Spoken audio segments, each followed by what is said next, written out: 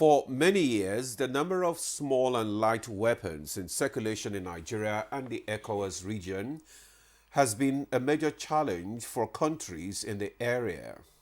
Well, this has given rise to concerns on their use, availability, and proliferation, which experts insist has fueled conflicts, organized crime, forced migration, and other acts of violence within and around Nigeria's borders.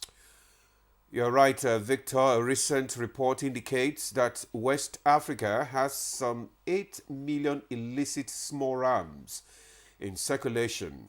In 2016, the Presidential Committee on Small Arms and Light Weapons conducted a survey on the state of small arms and light weapons in the country.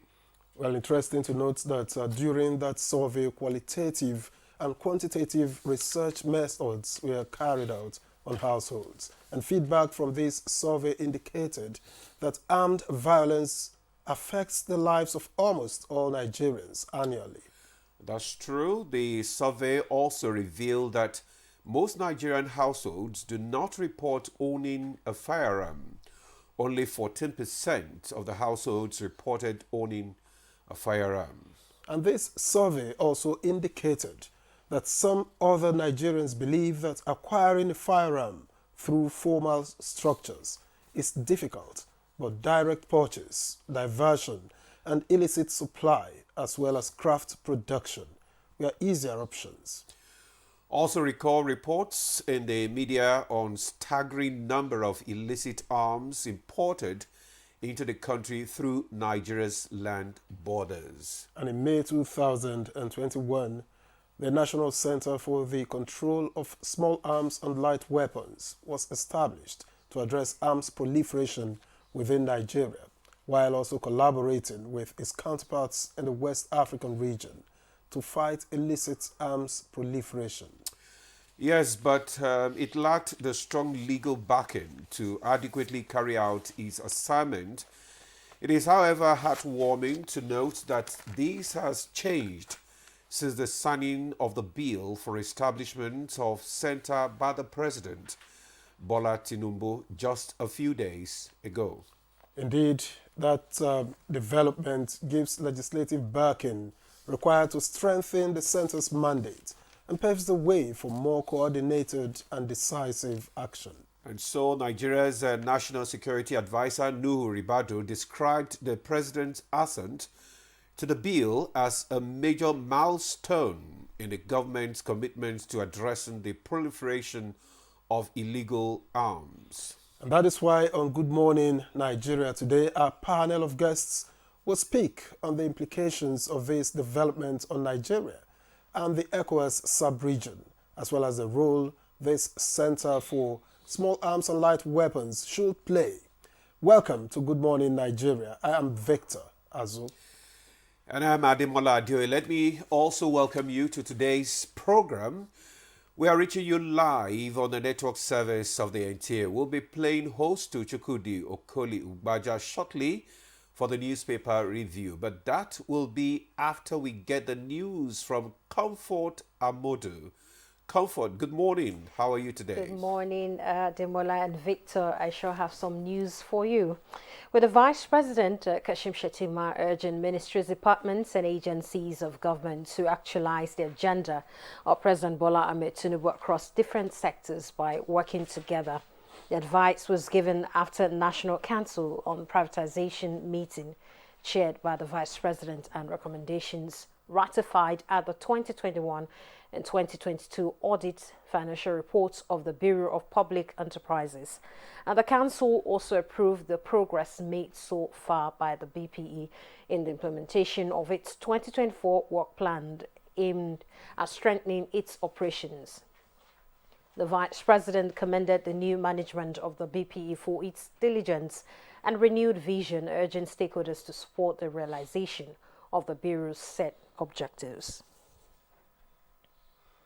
In other news, the Economic and Financial Crimes Commission, EFCC, has denied media reports, though not carried by the NTA, that the former governor of Kogi State, Yahaya Bello, honored its invitation. In a statement in Abuja, the commission pointed out that Bello was not in its custody, and the commission declared the former Kogi State Governor Yahaya Bello wanted on the 18th of April 2024, following the failure of its defendants to appear in court for his arraignment and plea. Yahaya Bello is being alleged of 80.2 billion money laundering charge before a court of competent jurisdiction. And the commission says Yahaya Bello remains wanted with a subsisting warrant for his arrest. The Nigerian Air Force has commenced the airlift of election materials for the Independent National Electoral Commission, INEC, to Benin, Edo State. That's ahead of the upcoming governorship election scheduled for 21 September 2024. The Deputy Director of Public Relations and Information, Group Captain Kabiru Ali, indicates that this move is part of a broader efforts to ensure timely and secure delivery of sensitive materials necessary for the smooth conduct of the elections, and the airlift operation demonstrates the collaboration between NAF and INEC aimed at facilitating logistics and ensuring a peaceful election process in Edo State. Away from that, 8 people have been confirmed dead, while more than 200 others hospitalized at the Infectious Disease Control Center Specialist Hospital, Yola, as a result of outbreak of acute watery diarrhea in Adamawa State. This was disclosed by the Commissioner of the Health and Human Services, Adamawa State, Felix Tangwami. Diarrhea. That is what I'm confirming. We cannot say it's cholera until we get confirmation from the authority that is certain and has the facility to confirm that this is cholera. Minister of Information and National Orientation, Mohammed Idris, is assuring the national community that President Bola Tinubu, as a beneficiary of the media, has a strong commitment towards upholding and promoting press freedom under his watch. This was when the government's image maker received the ambassador of the United States to Nigeria, Richard Mills, in Abuja. He talked about misinformation, disinformation, fake news, and all that stuff, and we discussed about that. We all believe collectively that there's no way you can build a better society when you promote fake news and you don't take the issue of misinformation and disinformation seriously. We're giving him the Nigerian government's commitment to our commitment to press freedom, and we'll continue to work to ensure that the Nigerian press becomes even freer. That's the news at this time. Good Morning Nigeria continues with Victor and Ademola after the commercial break.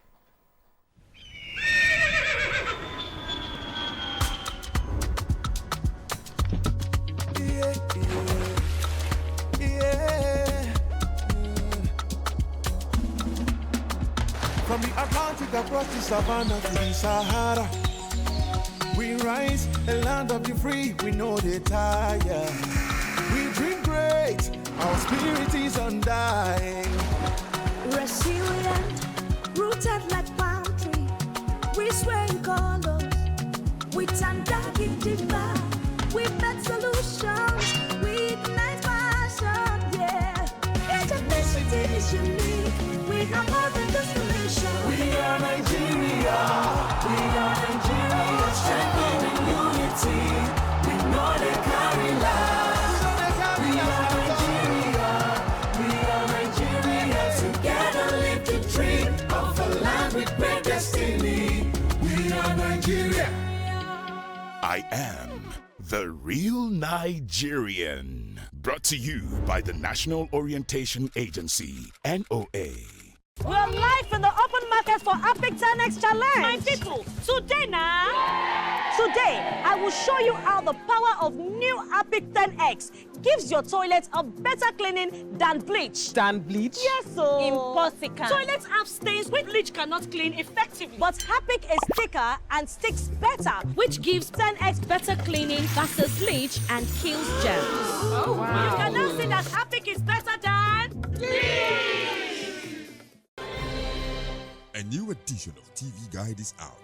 This time, we got up close and personal with the transformational legislator, the Deputy President of the Senate, distinguished Senator Barrel Jibrin.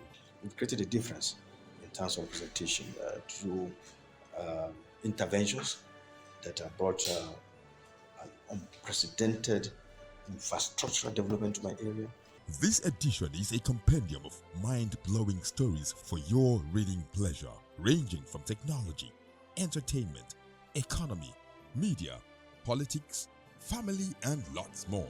It is indeed a park of excitement as we take you through every aspect of life. Pick up your copy and get abreast with issues and trending features within our space. TV Guide, very incisive, very educative and compelling. Grab a copy at the vendor near you or any NTA station nationwide. TV Guide, your indispensable companion. We all get that party where they get your back anytime or day. E go carry a matter for head like say na your own. Now so Go TV tanda for your side as your party for correct enjoyment. We not a tear pocket. For this Go TV Super Plus Golden Window, you fit touchlight all the 380 Premier League games, correct local shows, and better film. We day for you. Make your sharply upgrade or recharge your Go TV on top Super Plus to enjoy every today. The Super Plus Golden Window don't come out money now. No do yourself, oh. Go TV. Love it. Nigeria means a lot to me. And Nigeria means peaceful cohesion. My country. We continue to pray, and then hopefully we will come to understand that unity of purpose, unity of living together. Our ethnic beliefs and background and culture is our strength. Ever since the amalgamation period of 1914 to date, about 109 years ago, the people of Nigeria live very peacefully with one another. I think diversity helps a lot to enhance robust development in Nigeria. All over the country, you have so many ethnic groups, over 250. That is enough to tell you that this is a blessed country, and God has kept together as one indivisible entity.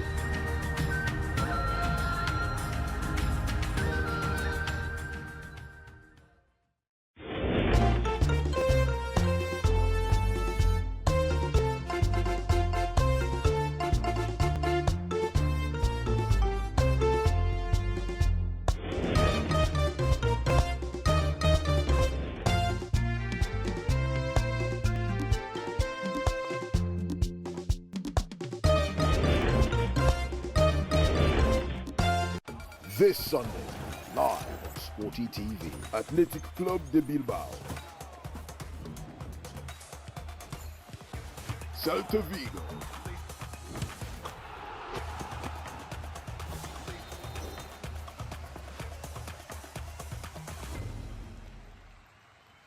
Athletic Club de Bilbao versus Celta Vigo.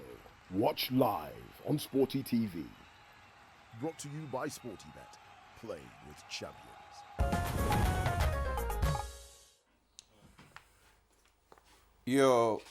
Thanks for staying with us. Up next on the network program is newspaper reviews. Stay with us.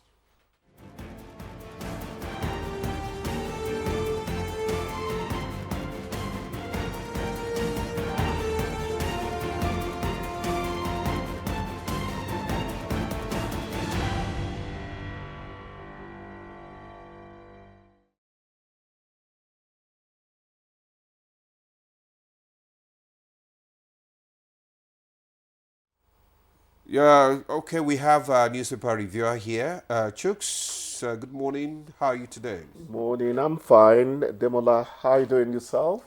I'm doing great. Always neat, I must observe. Victor. Good morning. How are you doing?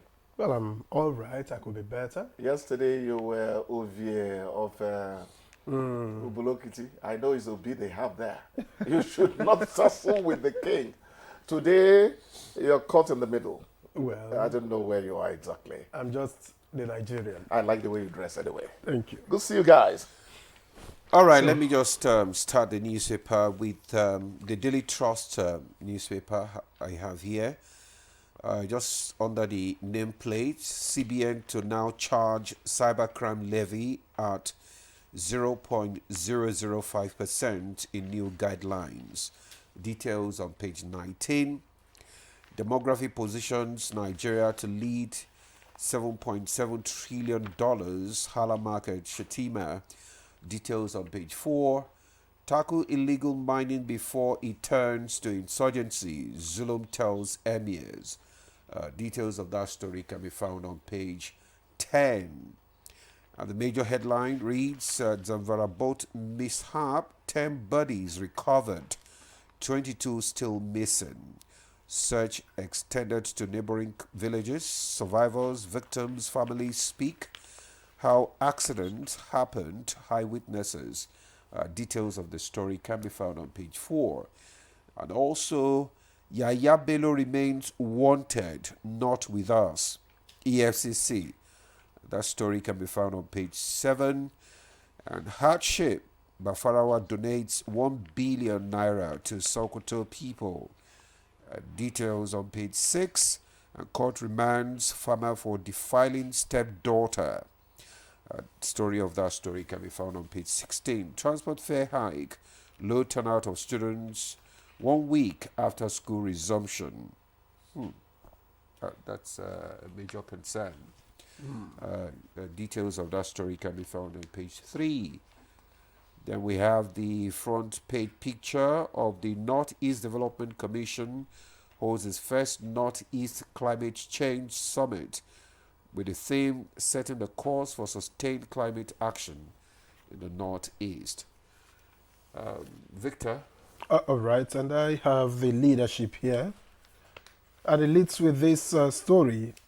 Operational cost. Poultry industry faces imminent collapse. That's on page 4, and it has several riders. 25 million jobs threatened. Stakeholders seek subsidy. Farmers decry hijack of import waiver on grains. 25 kg of feed, now 25,000 naira. That's 1,000 per kg. And crate of eggs sells for 5,000 naira, 6,000 naira. Interesting. Well, that's the major story here. And just above that story, cybercrime levy. Let financial institutions pay for it. That's according to stakeholders, page 7. And above the masthead, drama over Yaya Bello's appearance at EFCC, page 4, to catch up on all of that. And Russia, Iran strengthen ties to counter Western sanctions. For what's cooking, find it on page 7 of the leadership. And just on the right strip of the front page here, tremors in FCT, no cause for alarm. That's according to FG, page 21. NAF airlifts materials for Edo governorship election, page 23.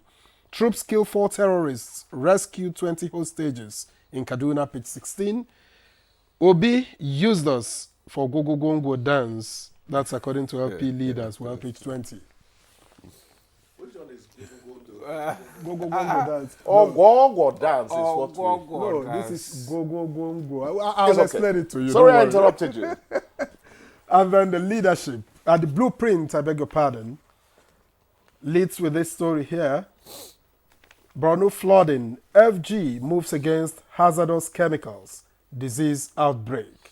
NAFDAC seizes harmful drugs. NEMA identifies monkeypox threat in IDP camp. 300,000 children, women crammed in 26 camps. That's according to SCI. And Remi Tinubu donates 500 million naira. DICO, Algon, others 1.5 billion naira. Those are riders to that story. And above that story, you have 80.2 billion naira alleged fraud. Yaya Bello's appearance at EFCC stirs controversy. With the rider, ex-Kogi governor not in our custody, says anti-graft agency. And you look at those, the tiny strip between the nameplate and this story.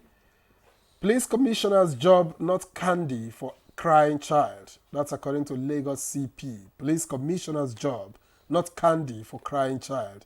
You want to know why he said that? Well, find it on page 7. And in business, okay, we'll leave that business story and go to sports, where talking Olympics, hold ministry responsible for woeful outing. That's according to Igali, a former wrestler, and I think headed the Nigerian Wrestling Federation at some point. Page 32. I think we just leave it here. But before then, let me take this cartoon here. That's AKU. Yaya Bello not in our custody. That's according to one parrot, and the other says it's not easy to catch a white lion. All right. So my headline this morning, if I still have the privilege of being in the newsroom, would be, where is Yaya Bello? Where is Yaya Bello? I think you're looking at the wrong person and asking them. And that should actually make the EFCC think twice about the job they are doing as well. You know, the other time I said, part of the problem in this country is the way journalists in this country handle journalism. When an NPCL came the other time and told us we're not aware of the crazy prices of petrol we just saw, we're not aware, and you would be shocked. NNPCL is a subsidiary under the Ministry of Petroleum, isn't it? The Ministry of Petroleum does not know when a subsidiary takes an action that is. Journalists should have dug in and said, do you now know? Do you know that making that statement is enough for some people to resign in some clients? Not here. We must keep talking like that without necessarily trying to embarrass government. At the end of the day, you owe the Nigerian people, firstly, a duty, not the government of the day. Yeah. That's how we were brought up. We'll keep on praising our government when they do well. I've said several times here that one of the things I like about the Tinubu administration is that it's a competent government. Sometimes, you know, journalism is a dangerous job. You give me inexcusable excuses. Well, who says that being a fireman is the easiest thing in the world? Do you know how many of them die? Who says that being a soldier, do you know a soldier accepts that he can die at any time? Victor, cut me some slack. Cut me some slack. We have a job as journalists towards the Nigerian people. We must not shirk that responsibility. It's very important. But that's not to say we should not cooperate with our government. We don't have any other country but this country. That's true. Let's be fair. Let's be robust. Okay? Actually, to add to that, Tinubu's government inherited hardship from Buhari's administration. That's coming from the Emir of Mina, Alhaji Umar Farouk. That's beginning to sound like a broken record. We shouldn't be. I'm sure we all know that, we all tend to think that, let's correct what's on the ground. That's the way to go. I have this this worrying issue with the transport fare hike, low turnout of students 1 week after resumption. And you know, the report says across the country that many schools started classes last week, a break after a month, but the correspondent revealed that decrease in student attendance with teachers and school managers attributing it to a recent increase in transport fare, which is direct consequence of the recent hike in fuel prices. I remember that there was a time in maybe in Lagos or so that when we had this kind of issue that you know, the government then made available, you know, free transportation for pupils going to school, just so as to encourage them. At this moment in time, maybe we should be thinking of doing something like that. Because some of the schools right now, according to this report, are even asking the teacher to do alternative, you know, attendance. That is, they come today, tomorrow you stay off, another set comes. So, you know, it's going to affect our, you know, Demola, education system. As I said earlier, we have a job to prop up our government and make them succeed. Yeah. But we also have a job to ask questions. When the people, it's always the people, you know, are being hampered because of some inactions. The question is this. Since this administration got in place, would it have been so difficult to make sure that a few buses are running on the roads now to ease transportation? That is the question. Is it CNG buses we are waiting for? That could be the excuse. And if it is, well, maybe we can lie low and let that be. Maybe they want it at a cheaper, affordable, because government does not have all the money. But we must keep on asking the right questions. The minister of the FCT minister is a Toknadu man. Leave his politics out of it. Let's talk about the man himself. He says he's going to do something, he's going to get it done. He said the other time, 13 years after asking that the project start, why would Apokarshi Road not be ready by now? He deployed earth movers to get the job done. There's a little slowing of job, but he's going to get it done. Yeah. So he has always been a man we know Man to of do. action. Do you understand? Why don't we have buses? Bagwalada to the Central Business District. At least for students. Karichi and the to the pupils, Central you know. Business District. Kubwa, come on, for crying out loud. There are ways you can ease these things.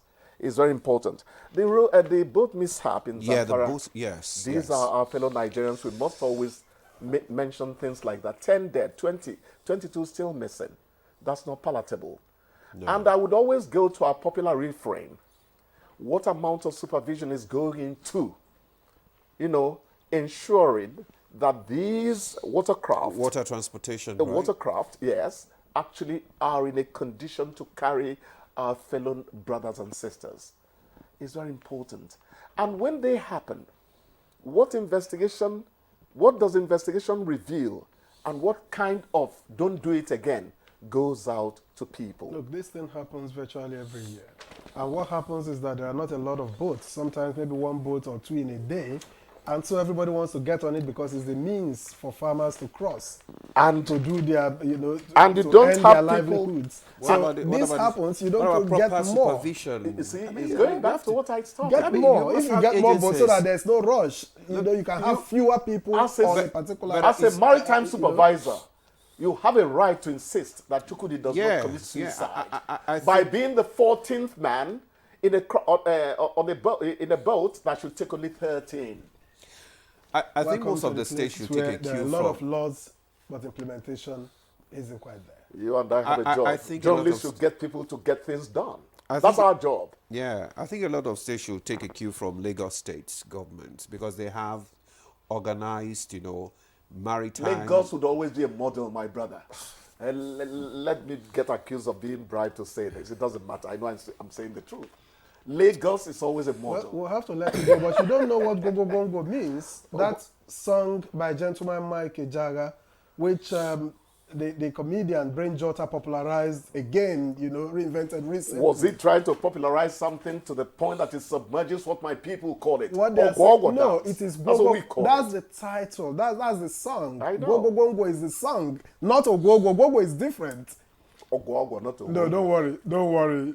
You have to have a brush with the Gen Z. Demola, kick me out respectfully, please. Anyway. This boy is overstretching.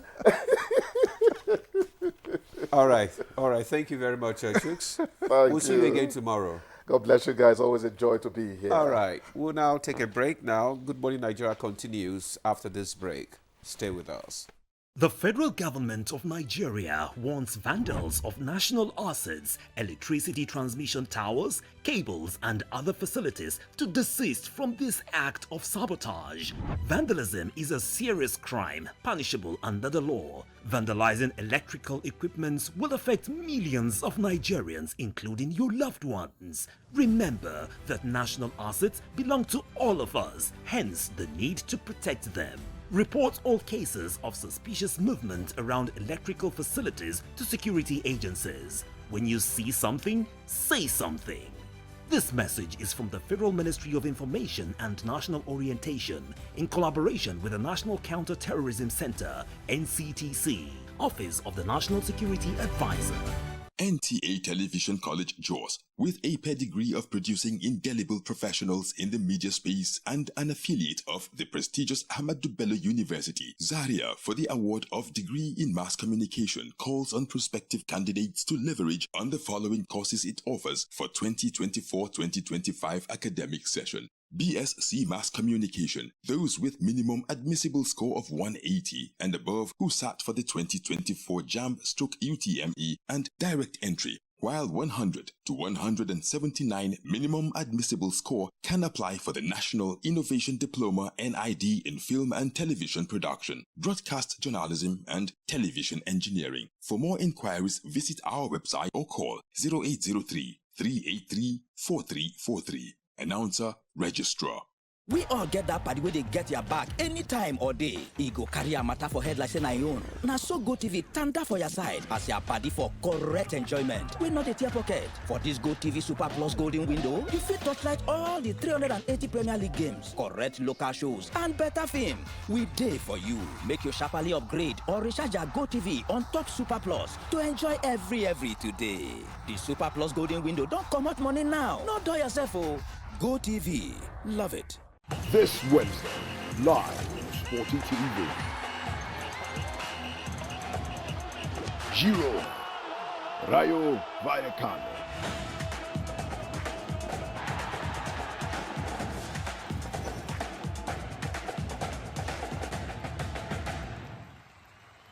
Girona versus Rayo Vallecano.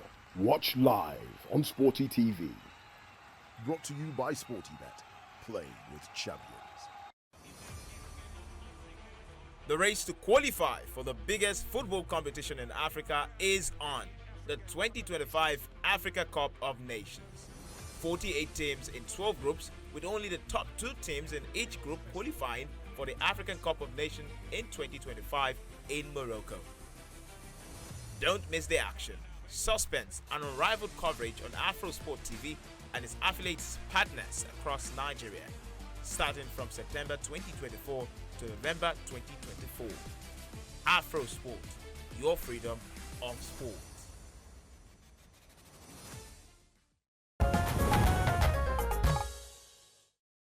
Right, this is Good Morning Nigeria on the network service of the NTA. Now to begin our conversation on addressing arms proliferation, here is a background report put together by Oyeyemi Ajayi. The proliferation of small arms and light weapons in sub-Saharan Africa has for a long time been an issue of concern, which leaders in the region have made efforts to address.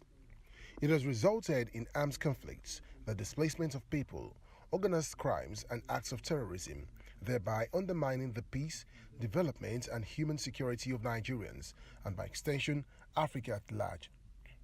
It has led to an increase in violent crimes, revolts, subversion, sabotage, religious crises, communal conflicts, social agitations, insurrection, terrorism, insurgency, amongst others. Armed conflicts often leads to forced migration, refugee flows as well as destruction of infrastructure. The proliferation of small arms is thus a major business in the West African sub-region, as reports reveal that of the 500,000 people killed every year across the world, an estimated 300,000 of them are as a result of small arms possessions. West Africa alone is reported to have an estimated 8 million illicit small arms outside the formal security structures, contributing greatly in creating continuous cycle of violence and instability.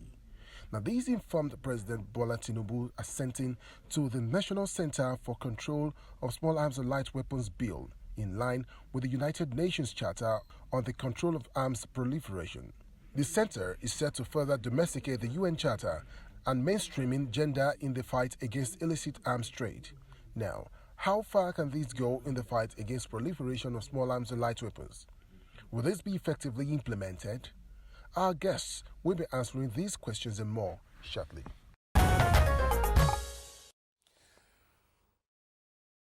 Thank you very much, Oyeyemi Ajayi, for that background report. Now joining us to discuss addressing arms proliferation in the country. Let me first introduce here in the studio Dr. Kabiru Adamu. Is a security expert analyst. Always welcome to Good Morning Nigeria. Thank you. Good morning. All right. Also joining us from via Zoom from Jos is Brigadier General John Temlong, First Commander, Multinational Joint Task Force, former President, Alumni Association of National Defense College and Security Consultants. Good morning, General Temlong. You're welcome.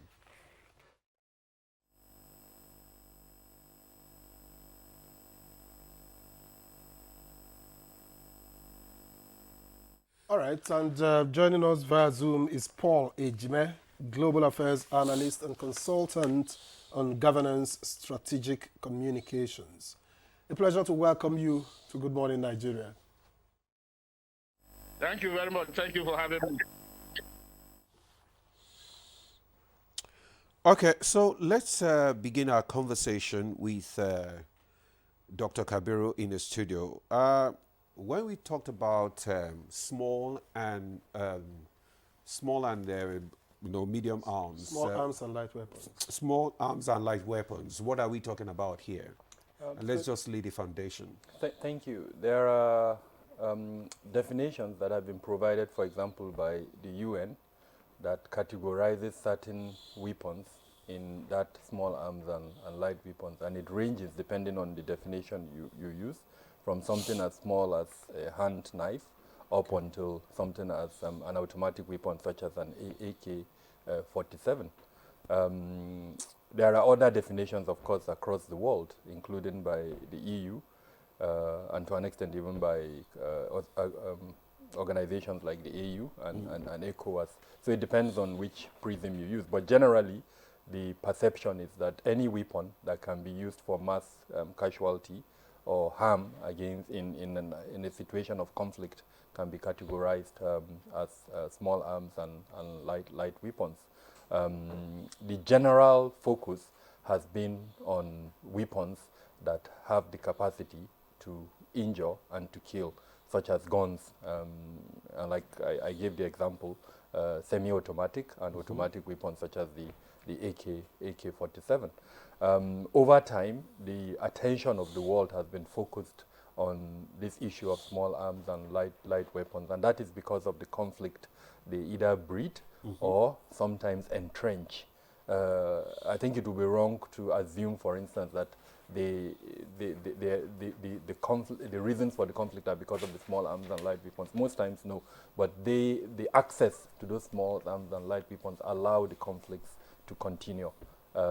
Groups, for instance, that are waging whatever it is, the campaigns, either against the state or in some instances terrorist groups who want to achieve whatever objectives, it will be very difficult for them to continue their activities if they don't have access to those type of weapons. So understandably, the attention of the world has been focused on addressing this major challenge of proliferation of small arms and light weapons.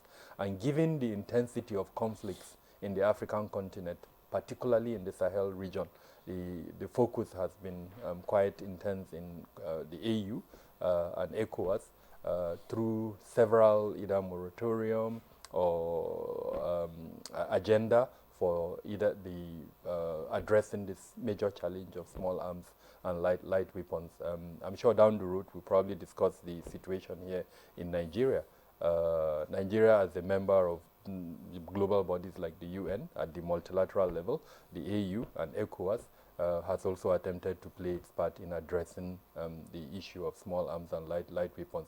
But I want to state categorically that it's a huge challenge, and unfortunately the structures for addressing the challenge have not been adequately developed until hopefully by the signing of the bill for the creation of the Center for Small Arms and Light Weapons, maybe those structures will be advanced to address the huge challenge that we have. All right. Thank you, Dr. Kabiru Adamu. At a point when you were saying any weapon that could be used, for mass destruction and all of that, small arms, I was going to ask, what then is big arms? But it's okay. I mean, just for clarification, military-grade weapons that can, for instance, what do you call them, RPGs and other advanced weaponry. So that's the difference. They're bigger. Exactly, they're bigger. So there is a one. I mean, an AK-47 will have 30 bullets in its magazine. Okay. But there are, and then of course the caliber too is of the AK-47 is distinct. But there are weapons such as anti-tank guns that when you shoot them, they can pierce through most walls and other, buildings or whatever. So that's the major difference. These ones are small arms. They are used for usual combat, but military-grade weapons that are used for advanced conflict by states, of course, are very different from these small arms and light weapons. Let's not restrict ourselves to the Nigerian, I would say, space, where both the non-state actor and the state actor are using the same weapon. I think maybe that's where the question comes from. But in most advanced countries, there is a distinct difference between the weapons that are used by state actors and the weapons that are used by non-state actors. As the world evolves and conflict become more entrenched, we've seen that difference between state actors and non-state actors gradually reducing. I mean, you have groups in the world that have access to weapons that even some states don't have at the moment. Indeed. All right, I was going to go. I know General Temlong is there, but let me ask Paul Ejime, as war correspondent, we are still laying the foundation here. As war correspondent in the ECOMOG era and all of it, what do you know about proliferation of small arms and light weapons, at least in the ECOWAS sub-region? Thank you. If you can hear me, I hope it's audible enough. I know that internet has a problem. Can you hear me? Okay.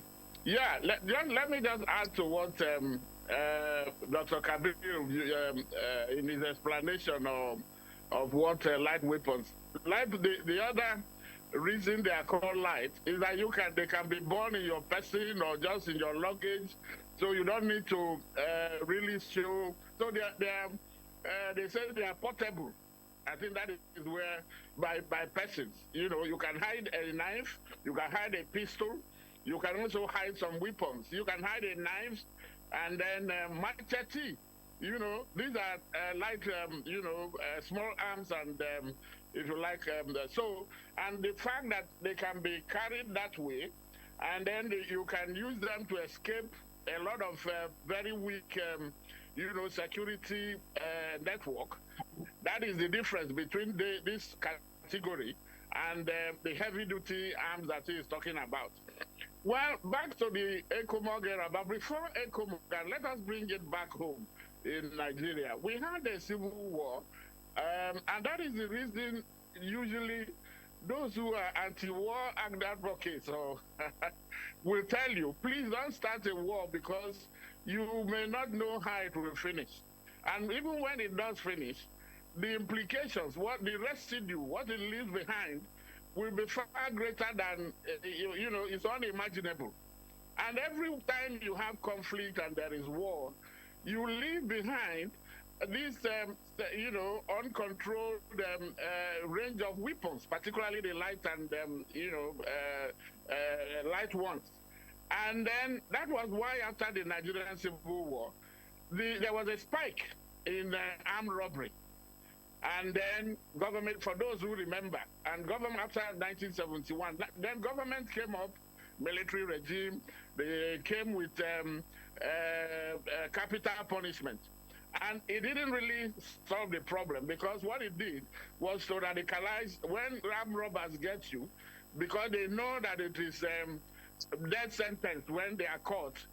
They go after you, they want to kill so that they are not exposed.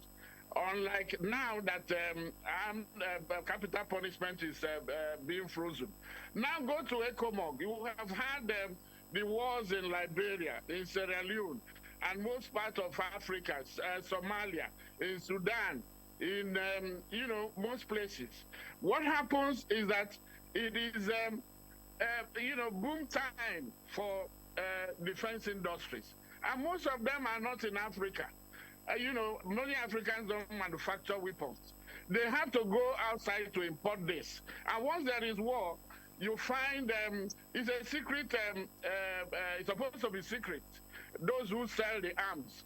And once it now gets into the system, into a country, getting it out becomes a problem. In those days, after the war, they talk about disarmament, demobilization, and all that. But you notice that when these are not followed through, what you have is a quantum of these weapons that keep circulating, and then they are not regulated. If they become, you call them illegal weapons and all that. So that is what happens. And so it's accessible.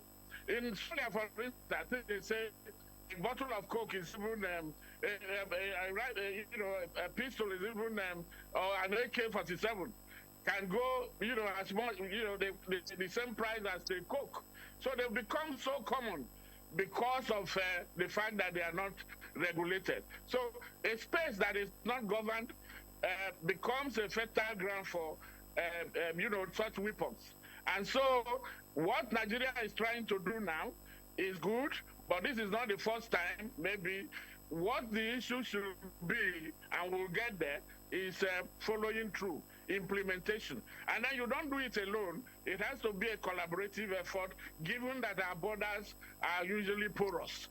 And then all the instruments from UN to AU to ECOWAS must have to be domesticated.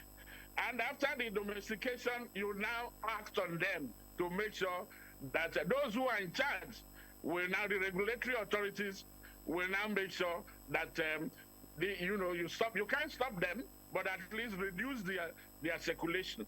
That way, the country, the region, the continent, and the world could be less, we have less harm to deal with. But it's an international problem, and the fact that Nigeria is now coming through with this is a good step, but whether this can be followed through is another matter. Thank you very much. Right, thank you very much, Paul Ijime, there for your opening shots there.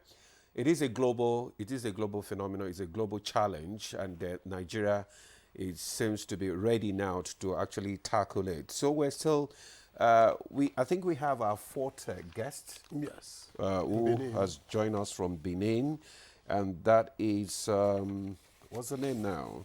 I think that's AIG Butuyaru retired. Okay, all right. We'll get to him later, but let's bring in General Brigadier. Okay, you're welcome.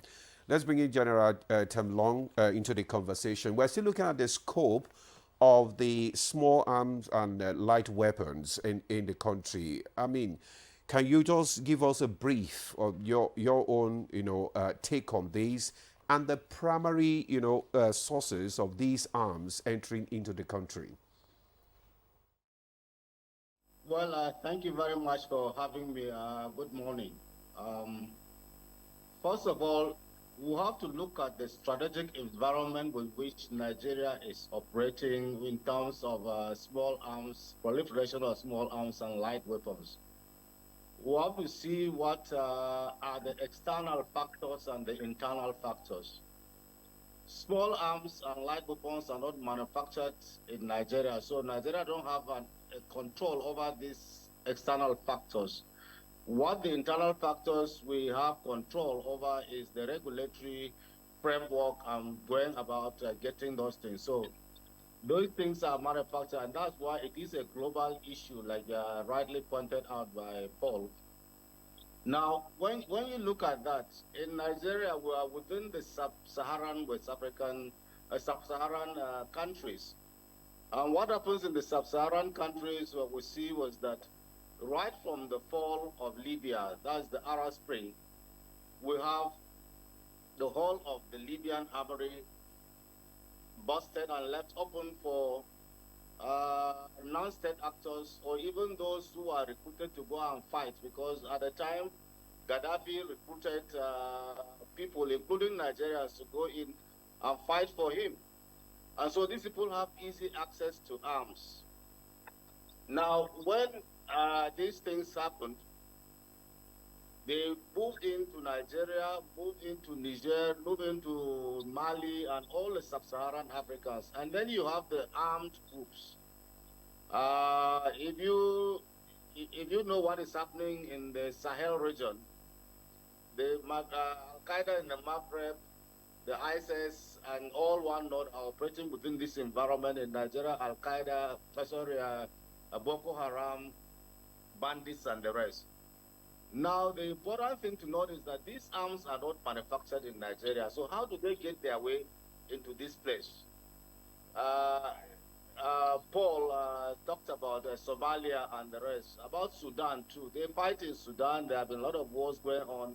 In Chad has been a lot of problems.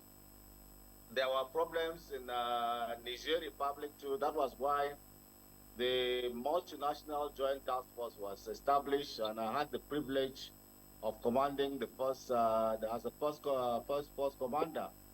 Now, in Niger, you had the Fulani militias who got armed by the government using military-grade weapons to protect themselves against the FDR rebels, who are mostly Tubos, who are being supported by Gaddafi.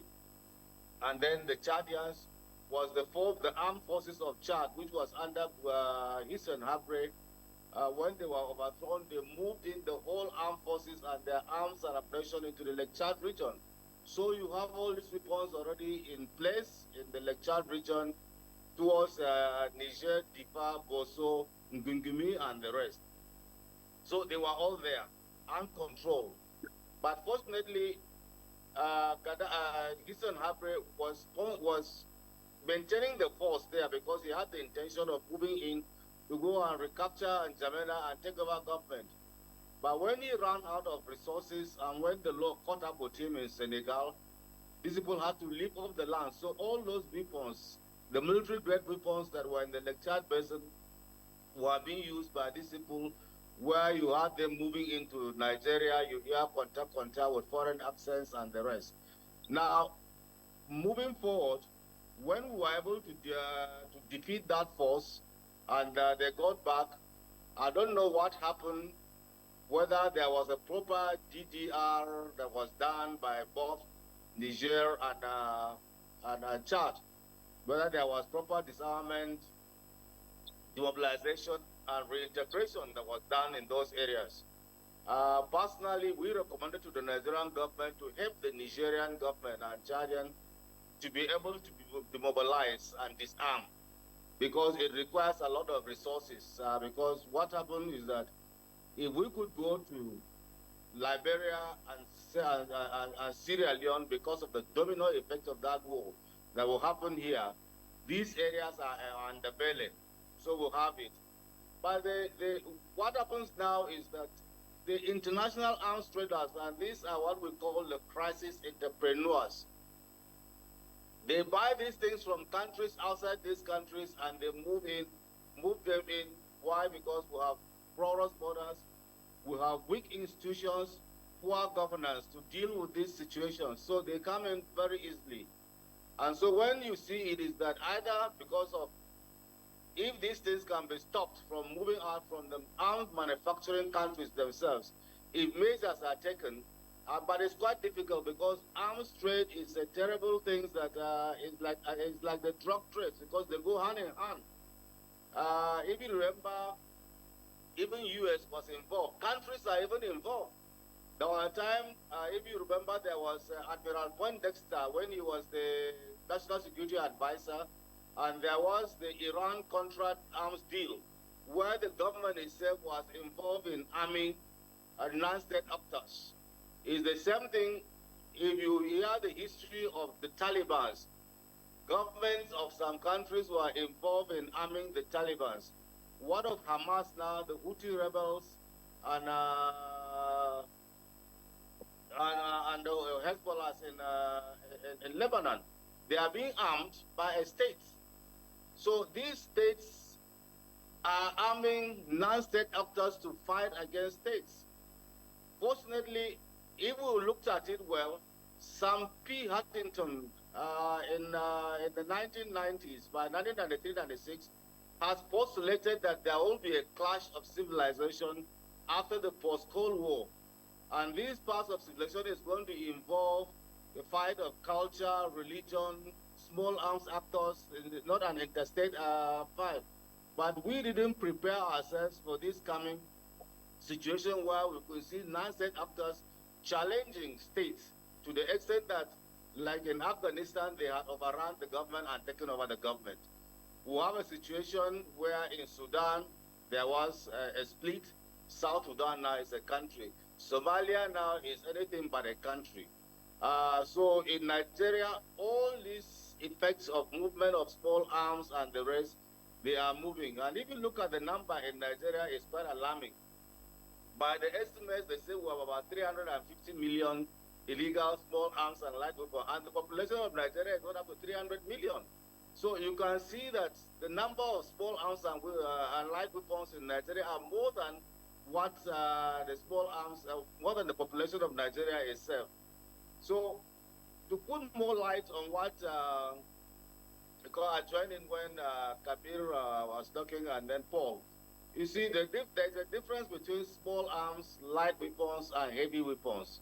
Non-state actors have access sometimes even to the heavy weapons. If you understand, heavy weapons are involved like the artillery, the tanks, and armored vehicles and the rest, which are higher caliber.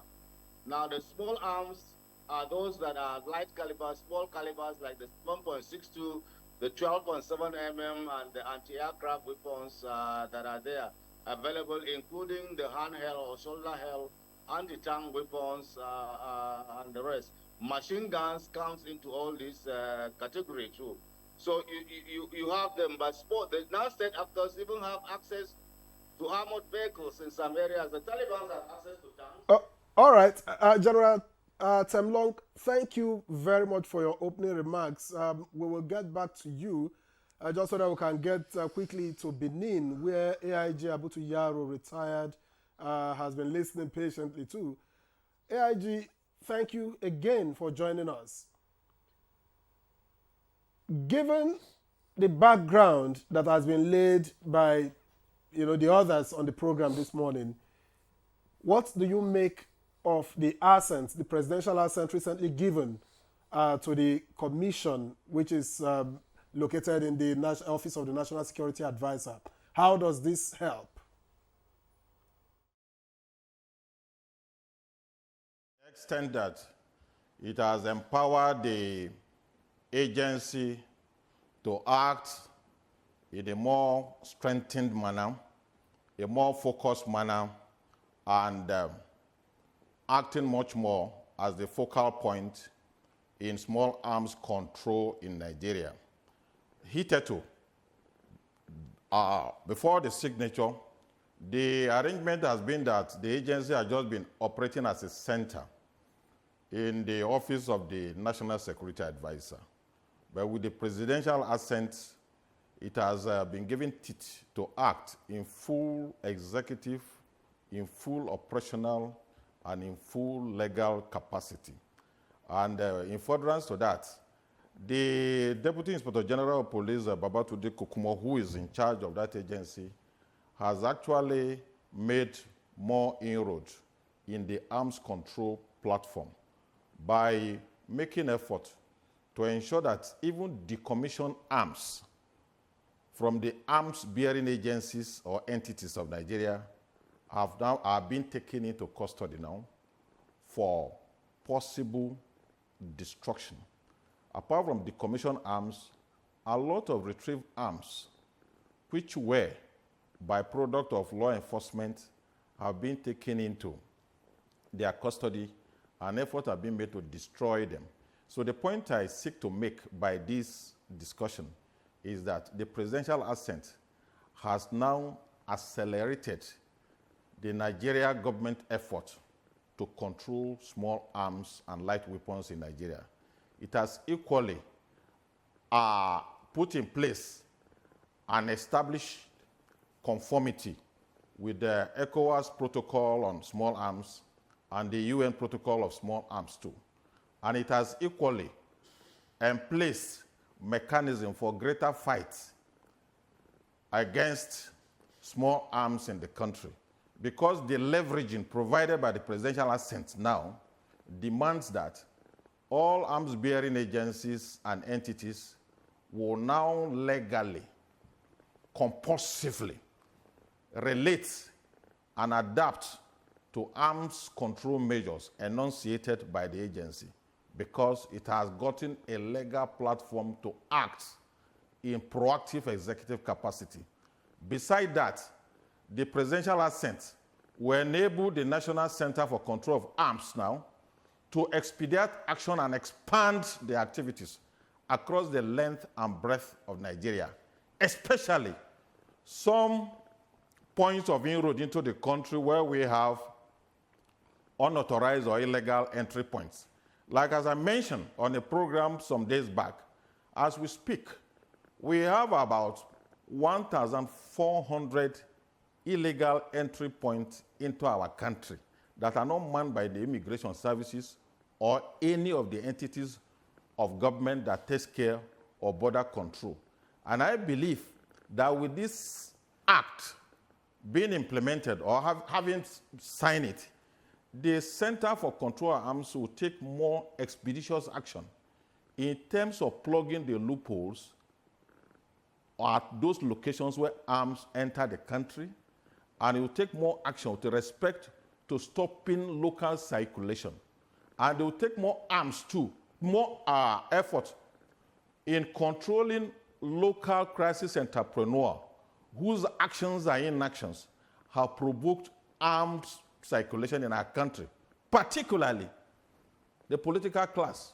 Some of the political class in certain parts of the country and in their rabid bid to accentuate their political interests have really provoked or promoted illegal arms acquisition, apart from criminal smugglers.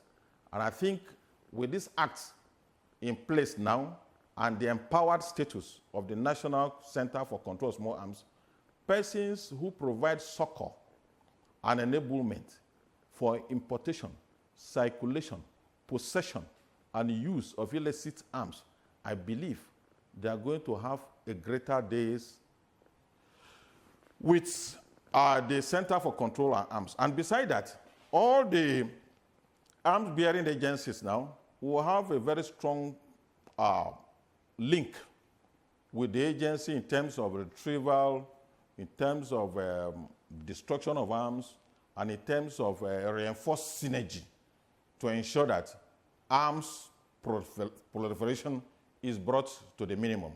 And I believe that in the days ahead, Nigeria will get it better. And in the days ahead too, the center will live up to its capacity and expectation as defined by the law creating and establishing them. Thank you. Well, thank you very much, AIG Abutu, for giving us a picture of the work of the center. Let me still stay with you. What do you think will be the role of the National Security Advisor now in the implementation of this bill? It is clearly an established fact that the Center for the Control of Small Arms and Light Weapons is part of the national security architecture. And the national security architecture of Nigeria is domiciled in the office of the NSA. So certainly, the Act has provided an enablement for the center to operate.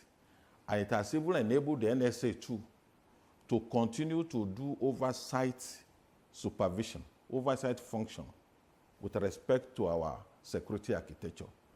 I want to remind ourselves that the center established by law now is a critical segment of our national security apparatus.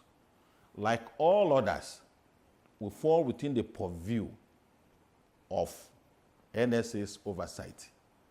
And a greater control and coordination will be expected in the days ahead, because the NSA's office itself now has gotten a leeway to articulate more supervision, more coordination of the activities of the center, because by the creation, all of us are operating under the barometer of the NSA. I believe that greater days are ahead, and the situation in Nigeria will ameliorate. It will get really better with respect to the reduction of arms and persons who are engaged in this illicit business. They need to be told and they need to be reminded that with the unfolding scenario, the days of their illegitimate business is going to be harder, it's going to be more difficult. And it's advisable that they look for legitimate trade or legitimate means of survival. All right. Thank you very much, AIG, retired AIG Abutu. Now, let's come back to the studio now, where we still have Dr. Kabiru. Now, let's look at, because, I mean, from all that they have said, especially the porous borders where these light weapons and come in, how do you think that this bill will help actually in addressing this challenge? Okay, so there is a history, and I think if we look at the history, it would probably help give us an indication of where we are and perhaps point the direction to where we should go to. I think as far back as 2009, if I remember well, President Obasanjo set up a committee on small arms and light weapons, and that committee has worked extensively to lay the foundation that has now become the center for control of small arms and light weapons. Along the way, there was, I'll use, for lack of a better word, a diversion where an argument arose on whether it should be a center or a commission. The ECOWAS instruments recommended the creation of a commission. Of course, by definition, a commission is an independent body that is more or less autonomous, but a center, for just like the name suggests, is domiciled under another body. So the statement that revealed the accent to the bill did not clarify whether it was a commission or a center. So we're waiting for the gazetting of that accent. It will now give us an indication of whether it is the center or the commission. But my gut feeling is that it is the center that has been accented, because it was the National Security Advisor that made the pronouncement. And what we have right now in his office is a center. Yeah. But it's very important to mention that there is a commission which, for all intents and purposes, does not meet the requirements of a legal body. In fact, its activities, for all intents and purposes, in my opinion, were illegal. At a point, it went about collecting money from ordinary Nigerians and recruiting them, and at a point even claimed it had the largest number of employees among any security organizations in the country. So I think it's very important to mention this, and that issue, which is still not addressed, must be addressed.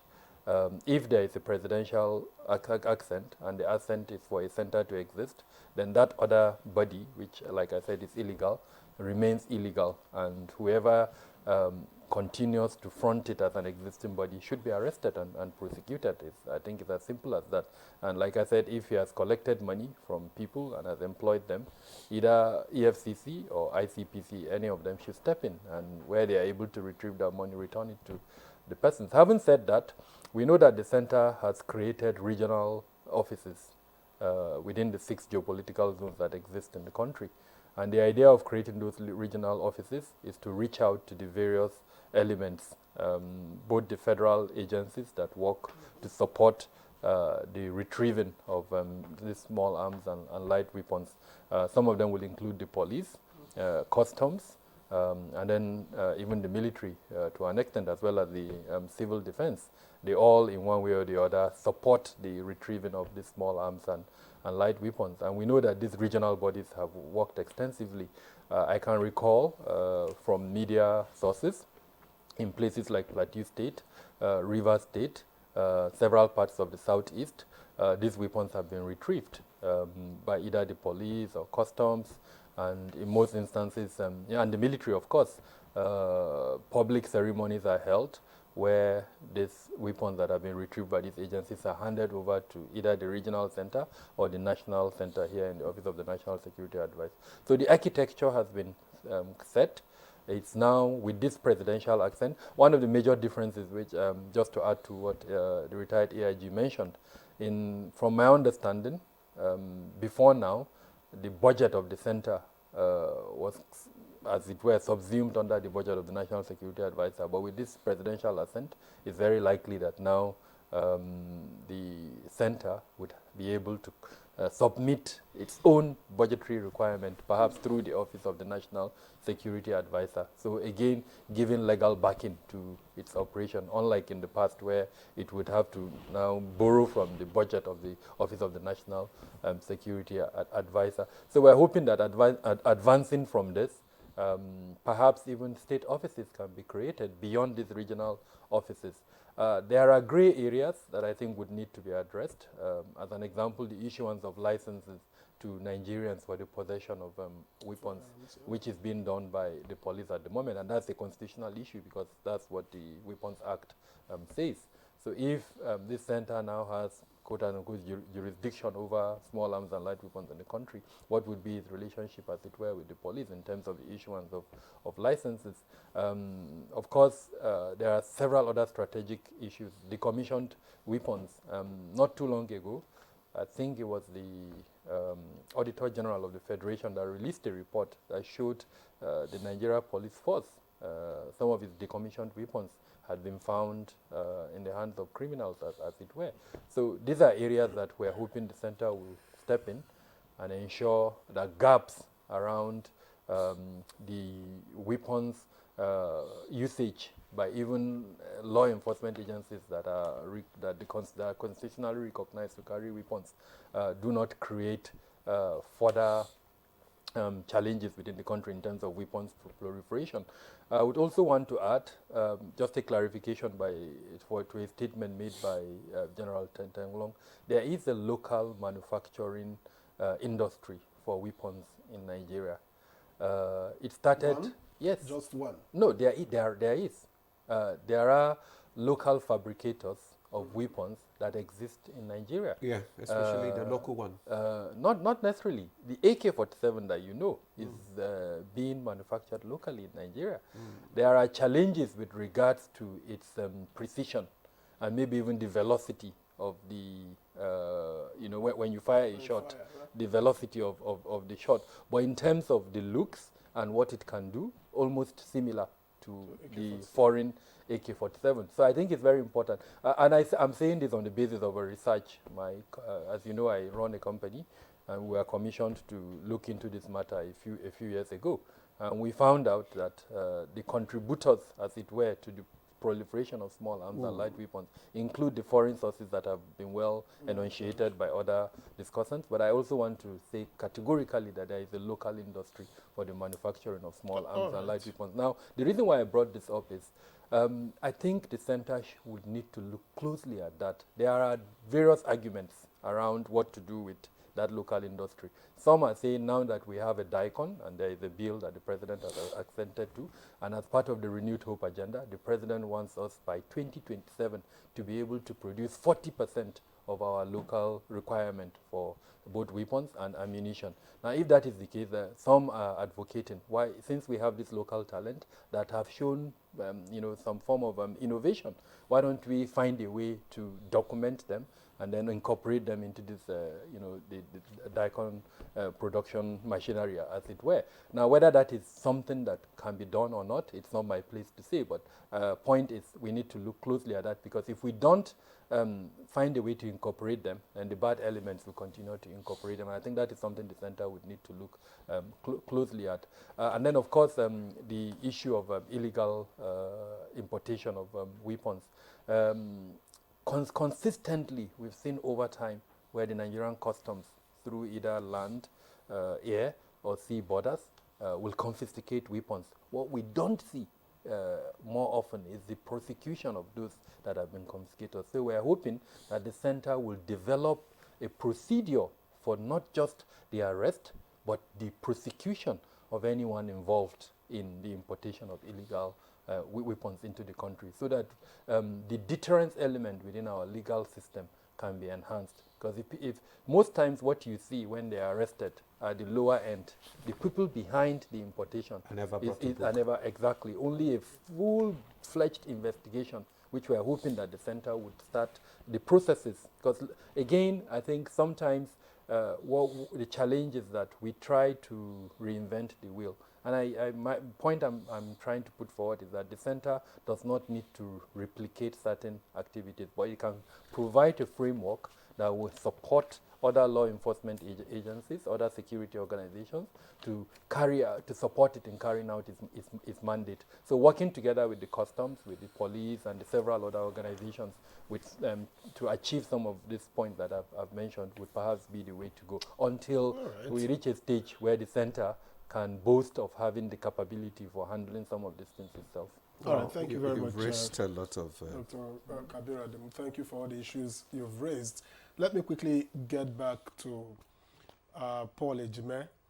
Of course, while not being a military or security agency, but the experience that you've gathered over the years could at least give you an idea of what we're talking about. And because of the comments you've made earlier, I'd like to ask, what would you say are the immediate tasks ahead of the now newly signed into law center?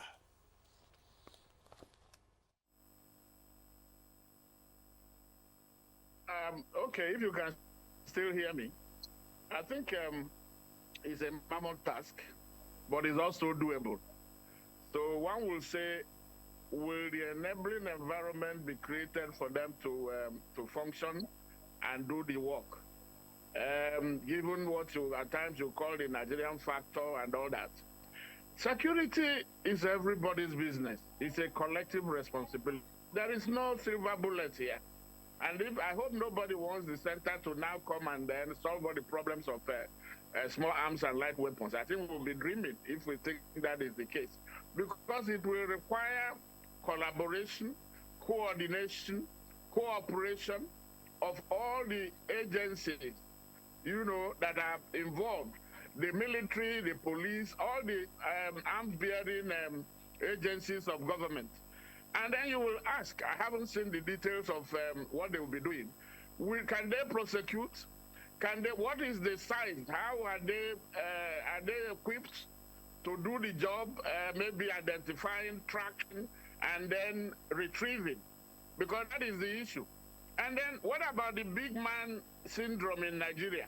Because part of the problem is impunity, that we never see those you call the General Tamblon and Dr. Kabir and the AIG, they mentioned those you call conflict entrepreneurs. Have we seen them being prosecuted, taken to court and jailed? Because that is where you will get where you don't have reward and punishment in any system, anything you are doing. You have seen a situation where armed robbers will come, because what we do now is dealing with petty people. What about those who are involved? Or when the big man is involved, you look the other way, but you get, the small people. Is it one law for one person and then a different law for the other? We have had situations where armed robbers say they get arms from let me not call any arm of the authorities. What happens there? And what has happened? How many people have been prosecuted and jailed? These are some of the domestic dysfunctionalities that happens that we need to address before we even go to the larger, bigger question of the border, and then how to shake hands with our neighbors. Because your neighbor is the greatest responsibility, the greatest security person you can have. So we have to start now from the communities. The center will have to do sensitization and mobilization to know that security, if a community, you know who is in your village, you know who is in your community. When you now have somebody that is suspicious, that is how you fight crime. That is when you start to now begin to, drag all those criminally, minded people in one basket for prosecution, and because that will serve as deterrent. If you don't do that, if those who are importing go free, and those who are selling go free, I don't know what the center. I'm not trying to pour cold water on what the center can do, but I'm talking from experience. As you called me, talked about experience. People say that you know somebody who runs the food from the way they wash their hands. Some of them rush to wash their hands, and then there is the tendency they are going to rush. Or you say that the proof of the pudding is in the eating. So, given, I don't want to say that it will fall into the category of what has happened to all the similar ideas that have come, we need to do something differently. Dr. Kabir is talking about now the issue of commission and center. The government needs to clear, those areas so that you know where you are going. When there is no clarity, when there is no clarification, they will be muddling and stumbling, and until after a while now we say, the center has failed, because I'm looking at how they are going to work. What will be the strength? How equipped will they be? What is, being in regions, being in, the states, and having the necessary, what is it called? Special, those who are specialized in these areas, to be able to mop up what we have on ground and stop or, try to reduce what is coming in. Because here we are looking at macro and micro. We are looking at short term, mid-term, and then long term. For the short, this now, we are over, from what General Tamlon said, a country of 200 million that has 300 million small arms and light weapons is sitting on a keg, of a gunpowder. Anything can happen. When meanwhile we don't. Otherwise, what you have now is that all you need to do is to have maybe the money, and very soon it will become very cheap. When you have, because of case of demand and supply, when it becomes, we have too much of it, the price will go down. Don't ask me whether it will be like fuel and other products. But that is what will happen. So that it can even be as easy as getting a bottle of Coke. And when that happens, we are in danger. Already we are. So I will say, let everybody support, all the arms support the center, support the government, and the government also come with sincerity and be able to punish, if anybody there that has been appointed to do a task does not do the task, there is no need keeping them there because of political consideration. AIG talked about the fact that politicians, part of the problem, because to gain power, they import some of these, they arm these, some of the thugs. What happens to the weapons that the thugs have used? In fact, it is said that Boko Haram that we have today was part of, man-made. That when there was going to be an election, some people were imported into the country and given arms. And they are now, after the election, what do? They promise them, there were promises made to them that have not been fulfilled. That is why today we have some communities in Nigeria where non-state actors are collecting the levies and taxes. They are levying the community, cannot go to farm. The agriculture, but there is food security, food insecurity in the country. These are the issues why there is a need to tackle this proliferation of light arms and all these weapons. But I'm praying, I will say that in Nigeria, once you can't get anything done, you start praying. But I'm hoping that the commission or the center will get the kind of both the muscle that it needs, not just in law, but in implementation, to get these resources, to get the right type of personnel, And then not just looking at one side of the country to recruit. Go as far everywhere that you have, and there are Nigerians across the world, even if they're in the diaspora. Bring them home to tackle this problem. That is what problem we have, that we tend to be consumed by myopism, by tribal sentiments and religious sentiments, that we're not looking at the big picture. Get the people, wherever they are coming from, to do the work for Nigeria. And let Nigerians be patriotic for once, to serve the nation, not to serve themselves. Until and unless we get to that point, I mean, there is no silver bullet, let me repeat. So it's a mammoth task, but can be done.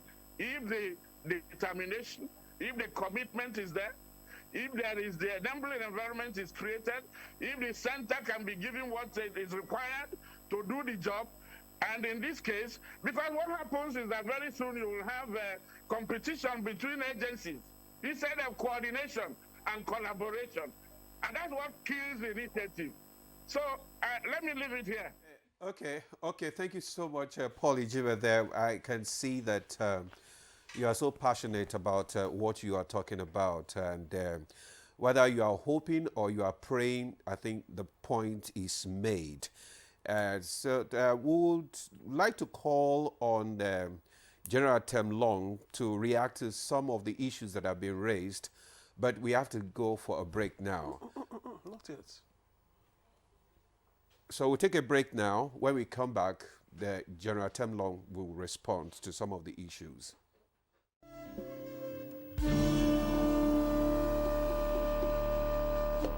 I think Amaka should just move out of the house. Yes. No. Standing out of the house is not the right thing to do. Oh, there you go again with your sentimental family stuff. Baby, if our aim is to stop this affair, it is best achieved under our roof. You do something terrible and you'll be acting innocent. What are you going on about? Don't ask me that question again. You couldn't even control yourself in the presence of our visitors. What are you accusing me of, woman?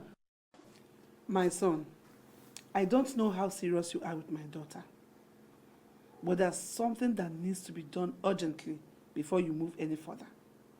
Anything, just anything, just say it. I'm ready to do anything. There is a spell that needs to be removed. A spell? Family forever. The story of our lives.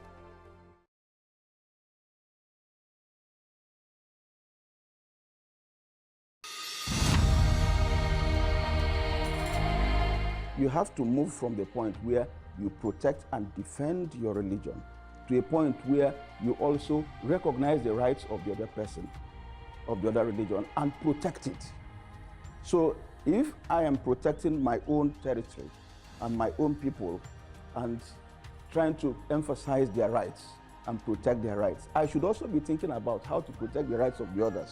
Both Islam and Christianity recognize and defer to God, and both recognize the temporariness of the life of this world, and that ultimately we all go back to God for the day of reckoning, when everybody will render an account of his life on this temporary abode.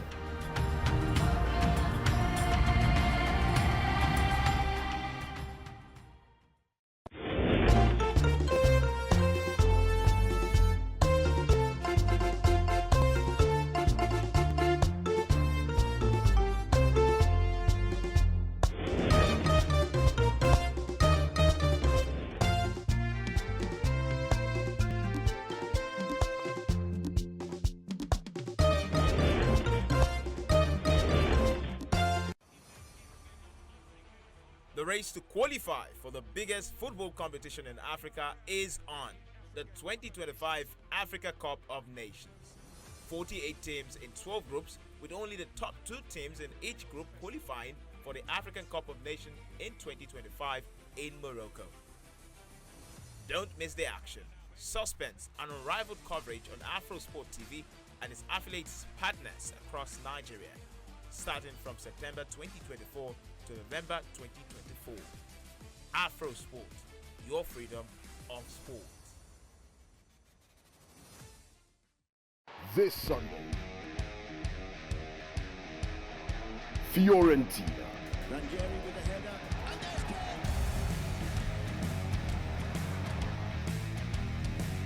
goal. Lazio. He's looking for Bullock, on his full debut for Lazio. Fiorentina versus Lazio. Live on Sporty TV. SportyBet sponsors coverage of the Italian Serie A. Yeah, welcome back. You're still on to Good Morning Nigeria, and our discussion today is addressing the proliferation of weapons in the country. So before we went on break, a lot of issues were raised, and we were going to go to Jos via Zoom, where we have General Temlong.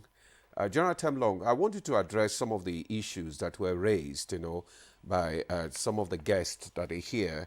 They talked about the issue of, the great, so many great areas were raised, issue of issuance of license to local manufacturers, incorporating them into the system, then also to be able to avoid competitions among government agencies. So how do you think the center should be able to coordinate, the existing law enforcement agencies to combat this proliferation? Well, thank you very much. I think part of the problems we have in Nigeria will be looking at it in an omnibus way. The Ministry of Interior, as it were even created long time before the American Homeland Security Ministry. Now, if you look at the American Homeland Security and the model and what they are doing, you find out that our Ministry of Interior is just a name, for that intent and purposes. If the Ministry of Interior is saddled with looking at the interior security of this country per se, the police, which is the primary internal security agency in this country, is not under the Ministry of Interior. The police has a police ministry.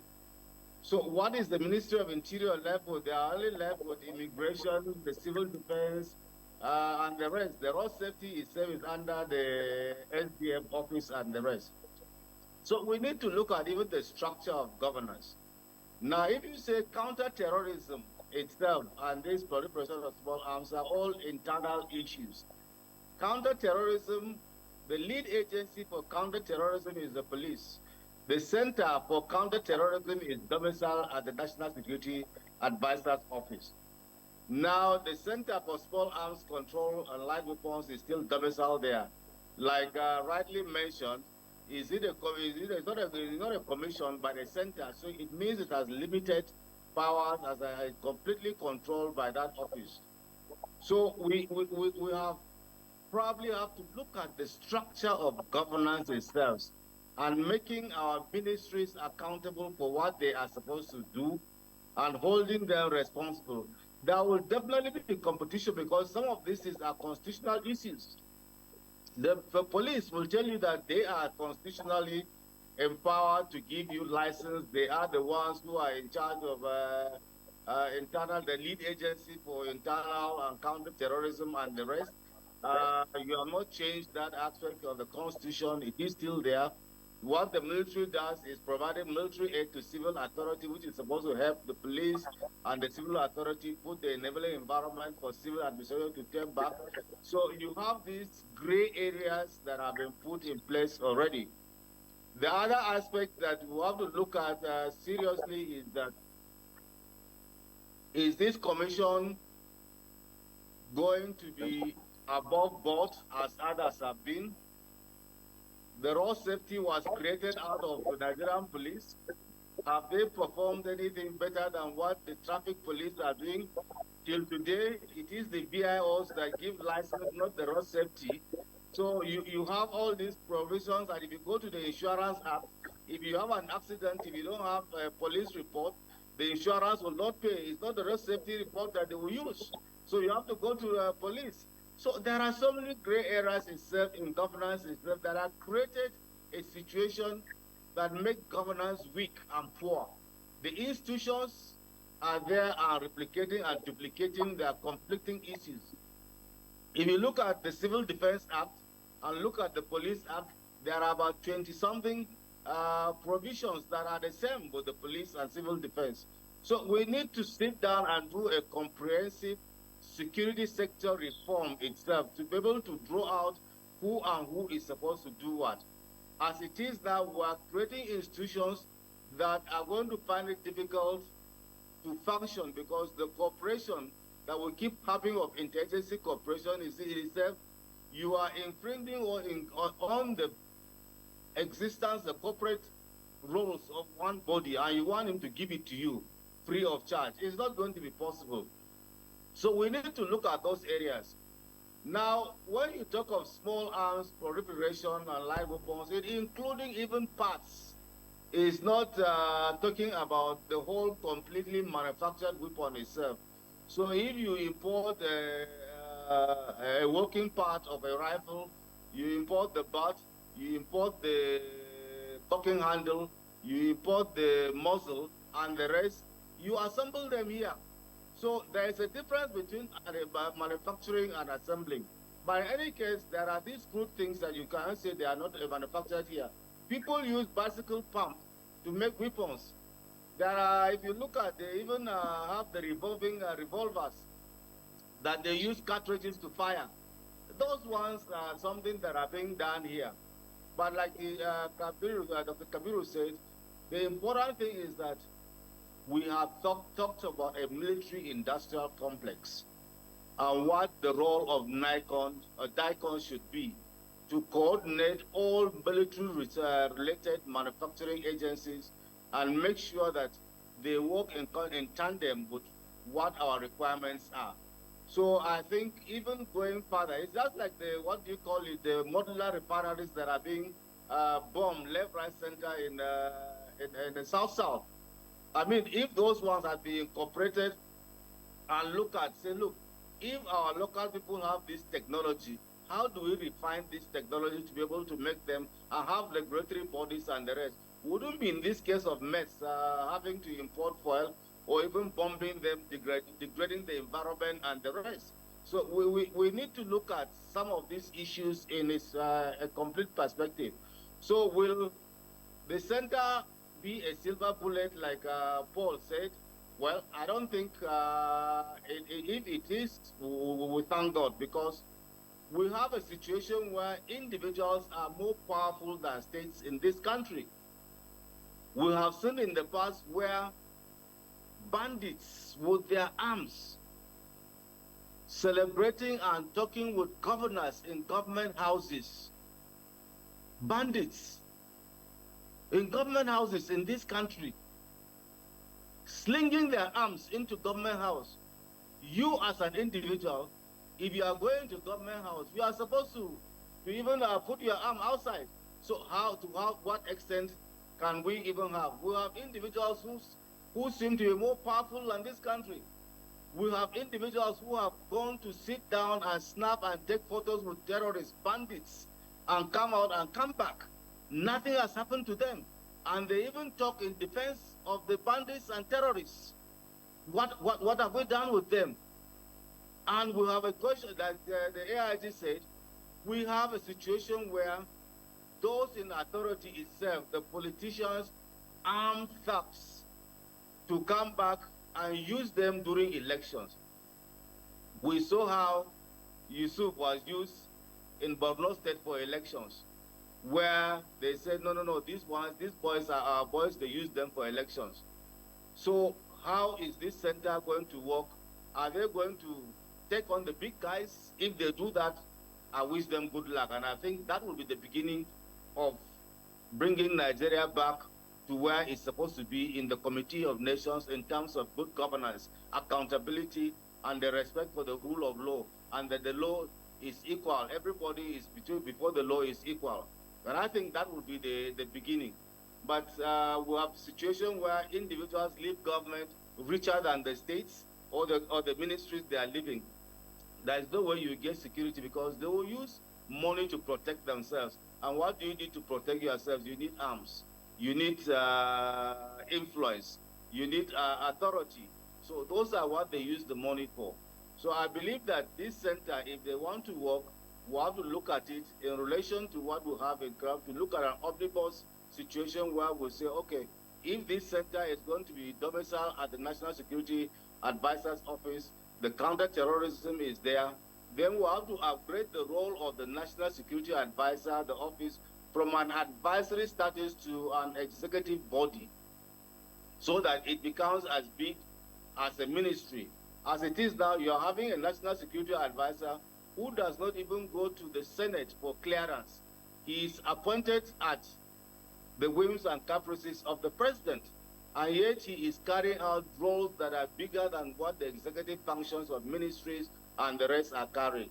So we have to look at the structure of what that office is, what our ministries are involved in terms of what their roles are in terms of national security, internal security as a whole, and see how we can actually work in tandem to get synergy. What we need is synergy, because if we don't have synergy, we're just going to be working in a situation where everybody is to himself. And you know, everybody wants to protect his staff. So if you are protecting your staff, what extent can you go? And then, how is the staffing of this center? Now we are talking about offices at geopolitical zone. I have operated in virtually all these border areas and the rest. Now, if you look at the center of the geopolitical zone, probably in Kaduna. All right. Thank you very much, General Temlong, for your contribution there. You've spoken about a range of things, but what we need actually is a proper coordination of all these government agencies for us to be able to achieve what the bill is the act is set out to achieve. Okay, you want to go to a number of issues Billy. have been raised already. He's raised issue of structure.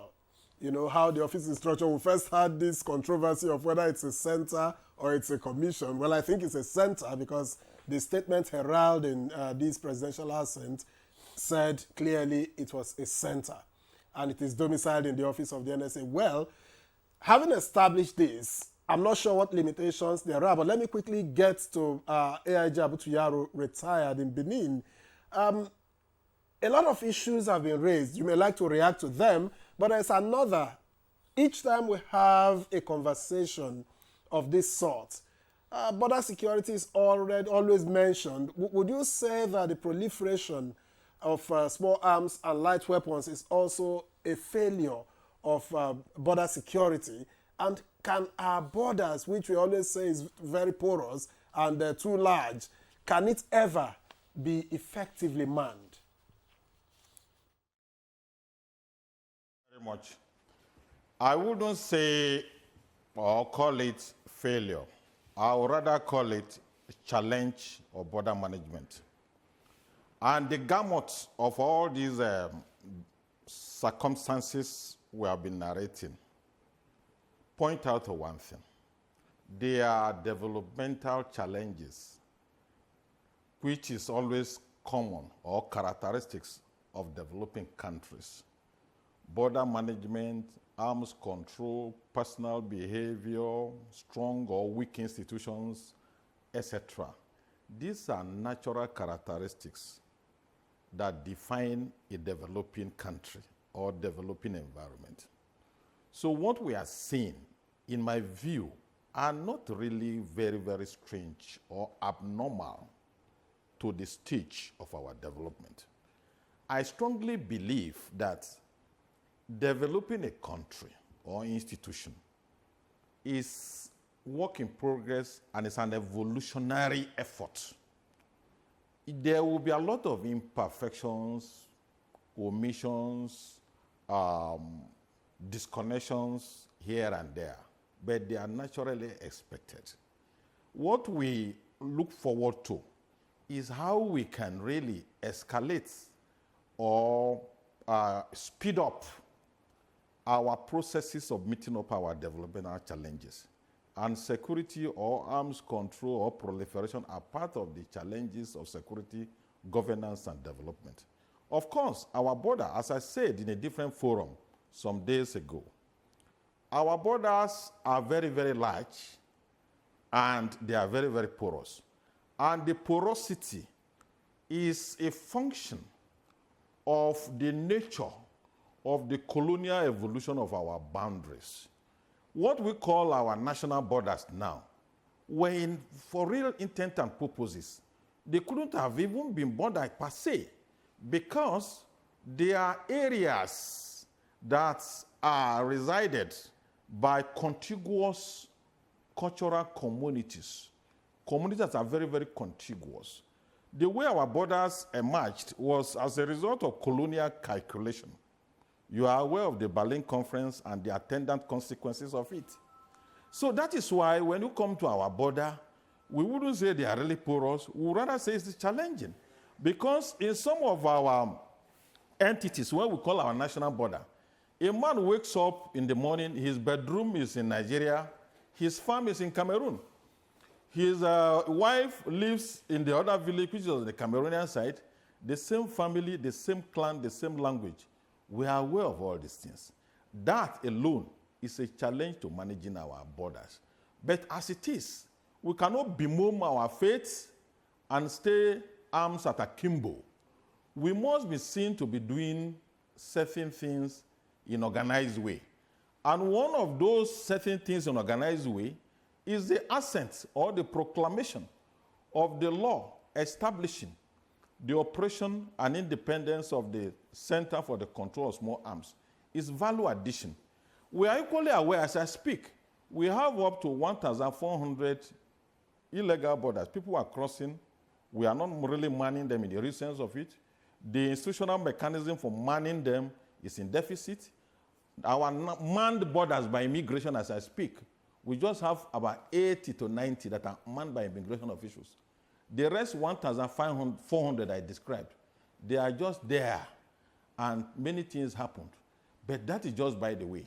Coming back to the essence of our discussion today, which is the presidential assent to the Center for the Control of Small Arms, certainly, all many comments were made, maybe part of it were because a good number of us have not really seen the explicitity of that act. I have seen it. Some of the issues raised by some of the speakers in the previous dialogue have actually been taken care of by the act which the president signed. For example, there are explicit provisions there that establishes a functional control link between the agency or the center and the Nigerian police in terms of record of arms recovered, missing ones, effort being made. Similar provisions exist with other arms carrying agencies. Recently, about 2 weeks ago, even this, the Director General of the Center, or the chairman, the DIG Kokumo, was with the Chief of Air Staff talking about collaboration and actually outlining the basic statutory link between his center and these established authorities. So I believe that with the provisions inherent in that law or that act, most of the areas of our affairs are concerned have actually been taken care of. But as I said, the issues and our pessimism is still part of the characteristics that pervades any developing country or a developing economy or a developing area. Actually, many people are pessimistic, but certainly with time, progress will substantially come up. It's work in progress, and it doesn't mean that because this act has been signed, all the issues and the ravaging challenges of small arms will evaporate overnight. It is never so. Arms proliferation itself is sociological and criminal phenomenon, which in no society in the world has actually moved up arms within the scope of absolute, the scope of zero occurrence. But we must have institutions that work. And these institutions have provisions that enumerate relationship, actions, and activity. The better part of this presidential act is that it's now going to enable the center to have sufficient logistics, and financial capacity to do the needful. It will enable them to actually spread out sufficiently, not only in the geopolitical zones where they have centers now or units now. Certainly, the activity is going to percolate to the state level and even the local government level.